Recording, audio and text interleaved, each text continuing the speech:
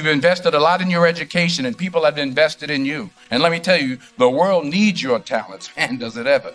The world needs a lot, and we need it from you. We really do. We need it from you young people. I mean, I'm not speaking for the rest of us up here, but I know I'm getting a little grayer. We need it from you, the young people, because remember this. So you got to get out there. You got to give it everything you got, whether it's your time, your talent, your prayers, or your treasures. Because remember this, you will never see a U-Haul behind a hearse. I'll say it again. You will never see a U-Haul behind a hearse. You can't take it with you. The Egyptians tried it, and all they got was robbed. So the question is, what are you going to do with what you have? I'm not talking about how much you have. Some of you are business majors. Some of you are theologians, nurses, sociologists. Some of you have money. Some of you have patience. Some of you have kindness. Some of you have love. Some of you have the gift of long suffering, whatever it is, whatever your gift is. What are you going to do with what you have? Fail big. That's right. Fail big. Today is the beginning of the rest of your life, and it can be very frightening. It's a new world out there. It's a mean world out there, and you only live once. So do what you feel passionate about.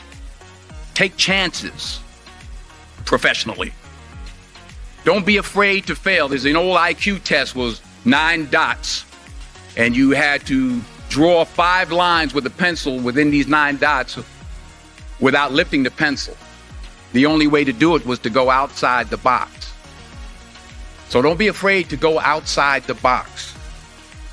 Don't be afraid to think outside the box. Don't be afraid to fail big, to dream big. But remember, dreams without goals are just dreams, and they ultimately fuel disappointment. So have dreams, but have goals. Life goals, yearly goals, monthly goals, daily goals. I try to give myself a goal every day. Sometimes it's just to not curse somebody out. Simple goals, but have goals. And understand that to achieve these goals, you must apply discipline and consistency. In order to achieve your goals, you must apply discipline, which you have already done, and consistency every day, not just on Tuesday and miss a few days. You have to work at it every day. You have to plan every day. You've heard the saying, we don't plan to fail, we fail to plan. Hard work works. Working really hard is what successful people do.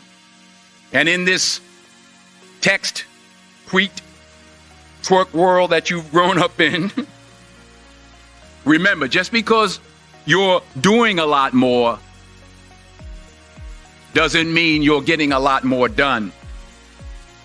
Remember that. Just because you're doing a lot more doesn't mean you're getting a lot more done. Don't confuse movement with progress. My mother told me, she said, yeah, because you can run in place all the time and never get anywhere. So continue to strive, continue to have goals, continue to progress. I found that nothing in life is worthwhile unless you take risks. Nothing. Nelson Mandela said, there is no passion to be found playing small and settling for a life that's less than the one you're capable of living. Now, I'm sure in your experiences in school and applying to college and picking your major and deciding what you want to do with life, I'm sure people have told you to make sure you have something to fall back on. Make sure you got something to fall back on, honey. But I never understood that concept. having something to fall back on. If I'm going to fall, I don't want to fall back on anything except my faith. I want to fall forward. I figure at least this way I'll see what I'm going to hit. Fall forward.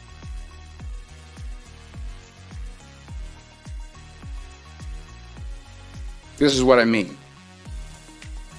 Reggie Jackson struck out 2,600 times in his career, the most in the history of baseball. But you don't hear about the strikeouts. People remember the home runs. Fall forward. Thomas Edison conducted 1,000 failed experiments. Did you know that? I didn't know that. Because the 1,001st was the light bulb. Fall forward. Every failed experiment is one step closer to success. You've got to take risks, and I'm sure you've probably heard that before, but I want to talk to you about why that's so important. I got 3 reasons, and then you can pick up your iPhones. First, you will fail at some point in your life. Accept it. You will lose. You will embarrass yourself. You will suck at something. There's no doubt about it. And I know that's probably not a traditional message for a graduation ceremony, but hey, I'm telling you, embrace it because it's inevitable. And I should know. In the acting business, you fail all the time. Early on in my career, I auditioned for a part in a Broadway musical. Perfect role for me, I thought, except for the fact that I can't sing. I didn't get the job. But here's the thing. I didn't quit. I didn't fall back. I walked out of there to prepare for the next audition and the next audition and the next audition. I prayed. I prayed and I prayed. But I continued to fail and fail and fail. But it didn't matter because you know what? There's an old saying, you hang around the barbershop long enough, sooner or later you're going to get a haircut. So you will catch a break, and I did catch a break.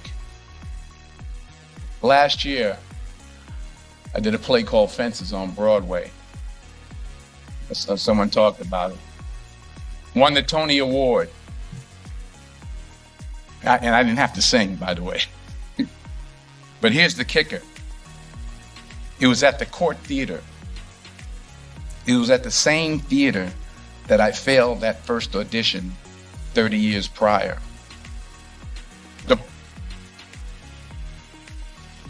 The point is, and I'll pick up the pace, the point is every graduate here today has the training and the talent to succeed. But do you have the guts to fail? Here's my second point about failure. If you don't fail, you're not even trying. I'll say it again. If you don't fail, you're not even trying. My wife told me this great expression. To get something you never had, you have to do something you never did. Les Brown's a motivational speaker. He made an analogy about this.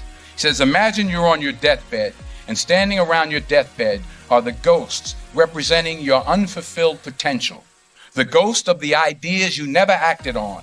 The ghost of the talents you didn't use. And they're standing around your bed, angry, disappointed, and upset. They say, we came to you because you could have brought us to life, they say. And now we have to go to the grave together. So I ask you today, how many ghosts are going to be around your bed when your time comes? Not only take risks, but to be open to life, to accept new views, and to be open to new opinions.